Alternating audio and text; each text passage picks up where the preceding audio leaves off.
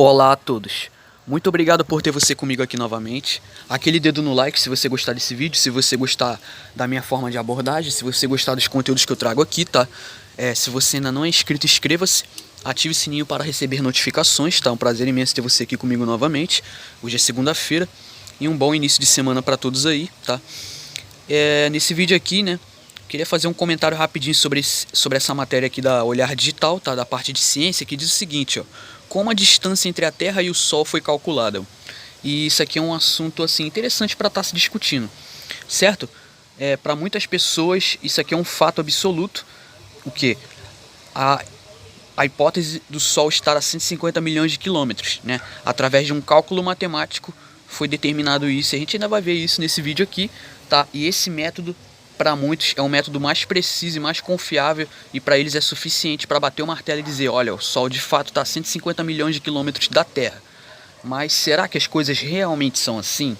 Pois bem, então é isso que a gente vai discutir no vídeo de hoje, né? Como sempre, já falei várias vezes, induz as pessoas sempre a pensarem, ler esses conteúdos e pensar, ver essas coisas sobre uma outra ótica, sobre uma outra perspectiva. Não com aquela perspectiva de, tá entendendo? De, pô, acreditar em tudo como se tudo fosse de fato, representasse de fato a realidade, tá entendendo?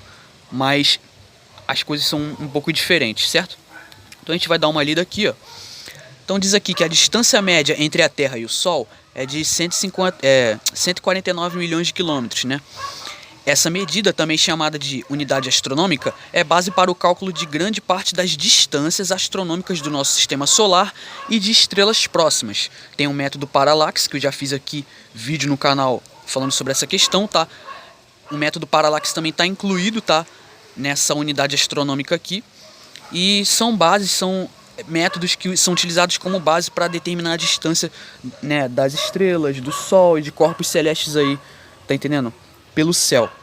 Então, nossas missões espaciais jamais alcançariam outros planetas, asteroides e cometas se não soubéssemos suas exatas posições no espaço. E isso só foi possível graças a uma medida precisa da distância entre a Terra e o Sol. Na visão do pessoal aqui é uma medida precisa, certo? E muitas pessoas também consideram isso aqui como uma medida precisa, certo? Mas, conforme o vídeo for passando, vocês vão entender onde eu quero chegar. Aí a pergunta aqui: mas vocês já pararam para pensar como essa distância foi calculada? Então a gente vai ver aqui agora. Bom, os primeiros esforços para calcular a distância até o Sol foram empenhados por Aristarco de Samos, né? Acho que muitas pessoas aqui no canal já ouviram falar desse sujeito. Quase 300 anos antes, né, de Cristo.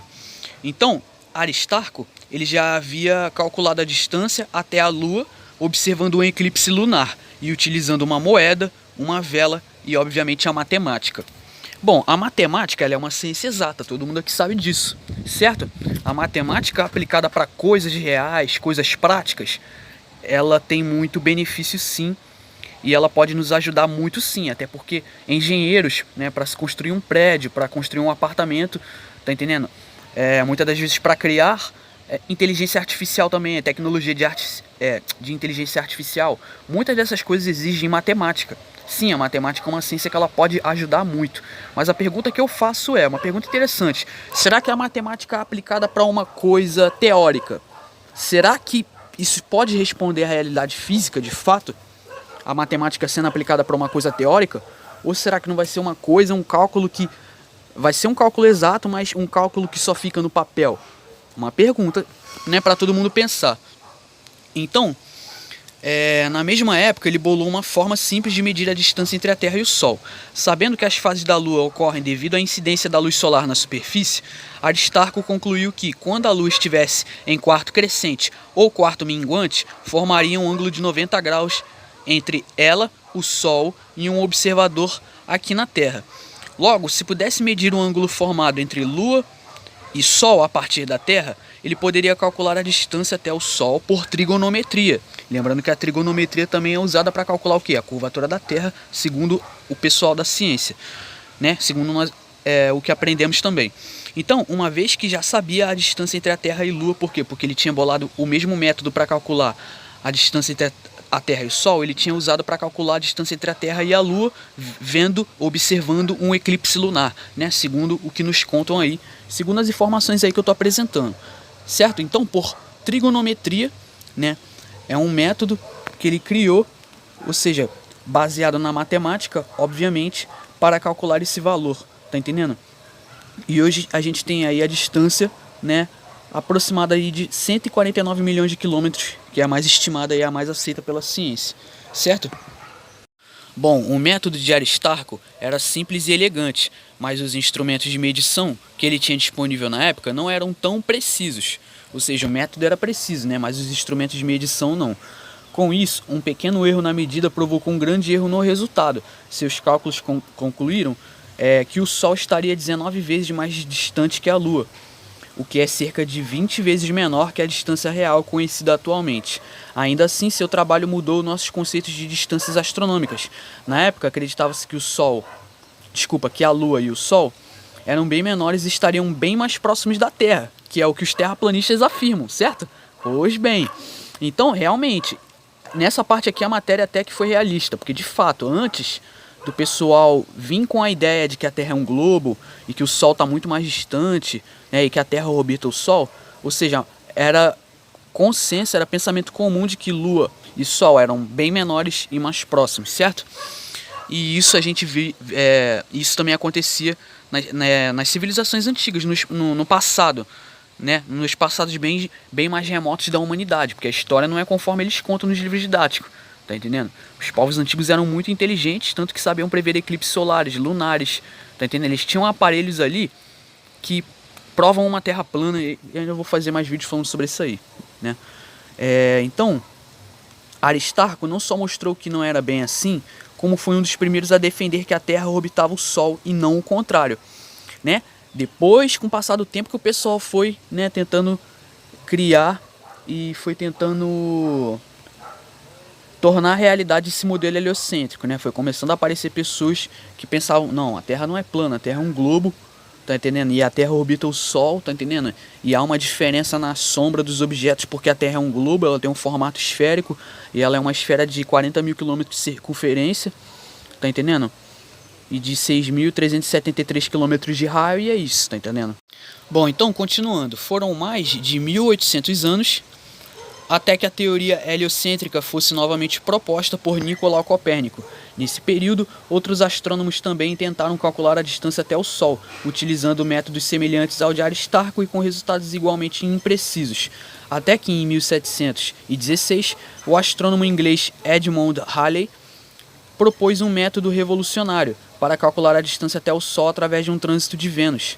O Halley, deste caso, era aquele mesmo astrônomo que descobriu que os cometas orbitavam o Sol e previu o retorno de um grande cometa no ano de 1758, né, no século XVIII.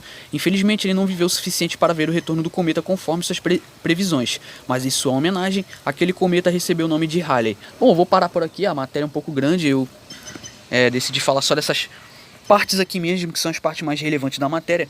Então o cara criou um método aí, matemático, para calcular a distância, né, entre o Sol e a Terra. Pergunta, a matemática ela é uma ciência exata? Sim, é fato, a matemática ela é uma ciência exata. Nenhum terraplanista nega isso, ninguém está negando isso. Não estou dizendo que a matemática não seja uma ciência exata. Ela é uma ciência exata. Só que a pergunta que eu faço é: ninguém está negando ciência, a gente está fazendo perguntas, são perguntas, tá entendendo? Perguntas devem ser feitas sobre qualquer tipo de coisa, tá entendendo? Qualquer coisa merece ser questionada, até a própria ciência, tá entendendo? E a pergunta que eu faço, será que esse método ele é 100% confiável para detectar a distância entre para descobrir, para calcular, para saber precisamente a distância entre o Sol e a Terra? Porque vocês viram no início aí da matéria que eu estava lendo. São utilizadas unidades astronômicas, por exemplo, paralaxe. O paralaxe é um método que eles tentam calcular a distância das estrelas, né, uma distância astronômica, valores astronômicos, tendo como base o que? A translação, né, o movimento de translação da Terra em torno do Sol. Mas a pergunta que eu faço é: e se a Terra não for um globo, e se a Terra não estiver orbitando o Sol, será que esse método se sustenta? Será que esse método pode ser considerado confiável e 100% preciso para você calcular a distância das estrelas? Será que realmente existe uma distância? A pergunta é: será que realmente existe uma estrela a 200 milhões de anos-luz? Uma pergunta, será? Ou será que as estrelas estão bem mais próximas? Então uma pergunta aí que a gente tem que pensar, galera. São questionamentos, perguntas que a gente tem que fazer, tá entendendo? Bom, ninguém, galera, nunca foi no Sol. Ninguém nunca pegou uma amostra do Sol para saber do que de fato ele é feito e para saber qual é a verdadeira distância do Sol.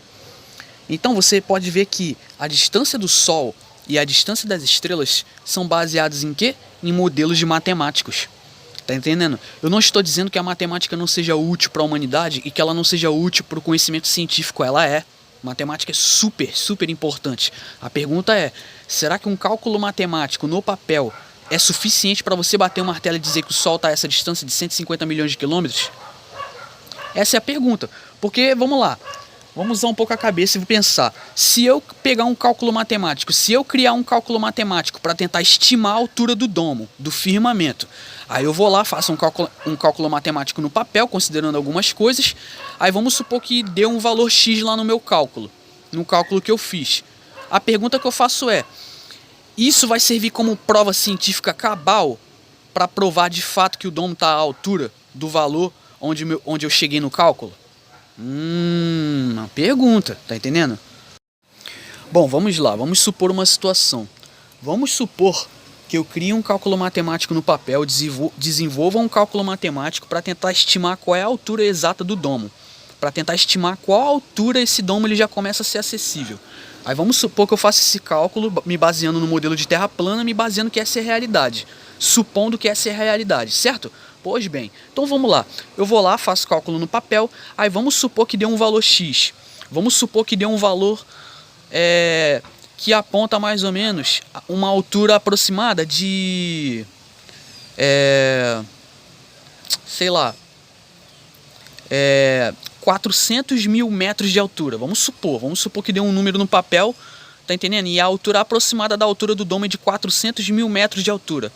A pergunta, esse cálculo que eu vou fazer vai ser considerado como uma prova cabal? Será que isso vai ser suficiente para bater o martelo e dizer que realmente o domo está a essa altura?